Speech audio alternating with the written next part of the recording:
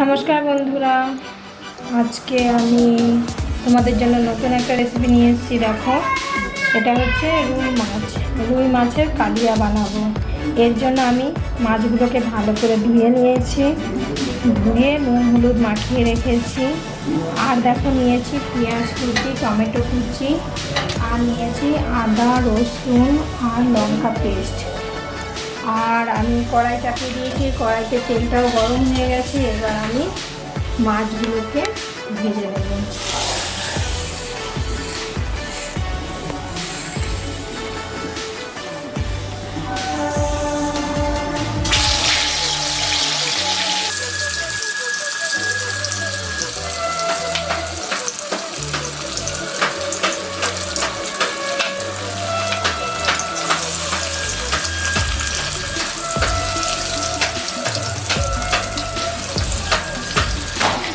তো আমি মাছগুলোকে ভেজে নিই, তারপর দেখাচ্ছি।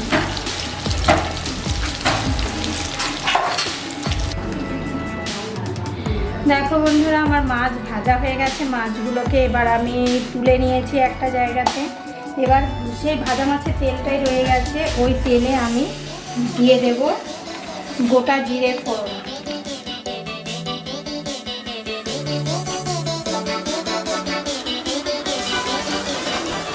জিরে দেওয়ার পরে এবার আমি দিয়ে দেবো এতে পেঁয়াজ কুচি।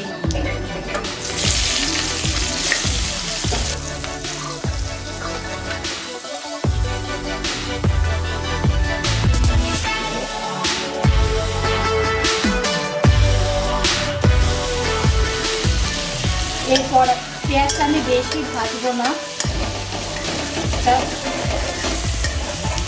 এরপর আমি এতে দিয়ে দেবো টমেটো কুচিগুলো।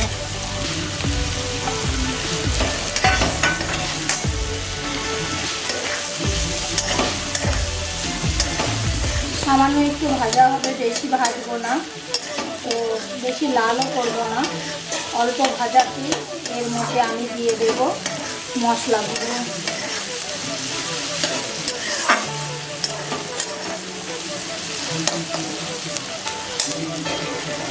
এই যে আমি পেস্ট করে রেখেছিলাম আদা রসুন আর কাঁচা লঙ্কা, এই পেস্টটা আমি এর মধ্যে দিয়ে দিচ্ছি।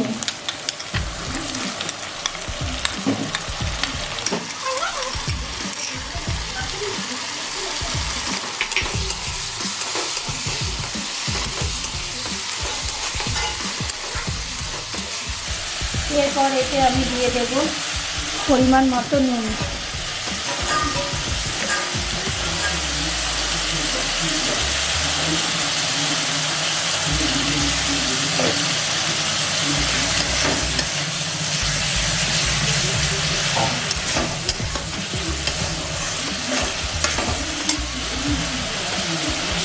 এতে দিয়ে দেব হলুদ গুঁড়ো, ছোটো চামচের 1 চামচ।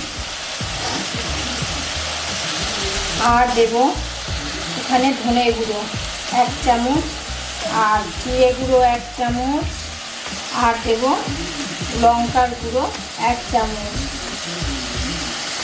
আর দেখো, আমার চামচের সাইজ কিন্তু একদমই ছোট, এই চামচের 1 চামচ।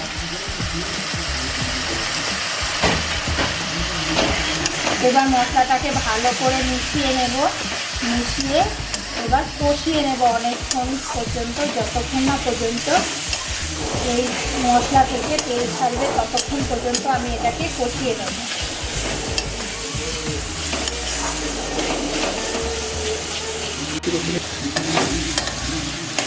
তো দেখো বন্ধুরা, আমার মশলাটা কষানো হয়ে গেছে। পেঁয়াজগুলো যেন গোটা গোটাই, অতটা বেশি মিহি করেও কাটিনি, আমি একটু বড় বড় করেই কেটেছি।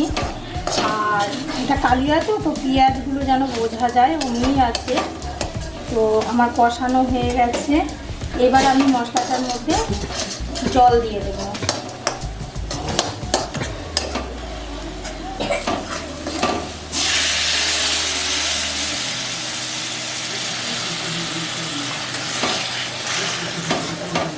বেশি জল দেবো না, এটা যেন মাখা মাখা হয়, বেশি ঝোল হলেও ভালো লাগবে না।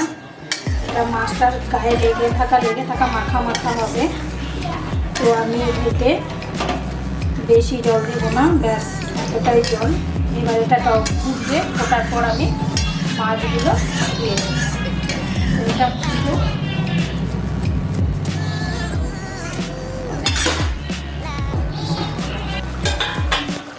দেখো ঝোলটা হয়ে গেছে। এবার আমি এর মধ্যে মাছগুলো দিয়ে দেবো।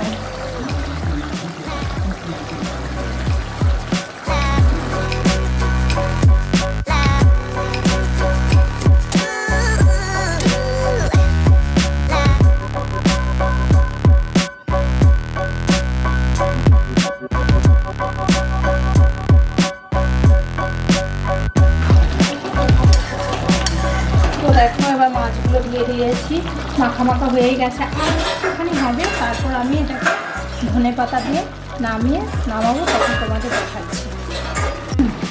দেখো আমি ধনেপাতাগুলো দিয়ে নিয়েছি, ধনেপাতাগুলো একটা কালচি দিয়ে কেটে নিচ্ছি। এটাই আমি তরকারিটাতে মাছের কালিয়াটাতে দেবো। বলার পরে এবার তরকারিটা দেখো বন্ধুরা, এবার আমার তরকারিটা হয়ে গেছে। এবার আমি এতে কুচি করা ধনেপাতাগুলো দিয়ে দিলাম।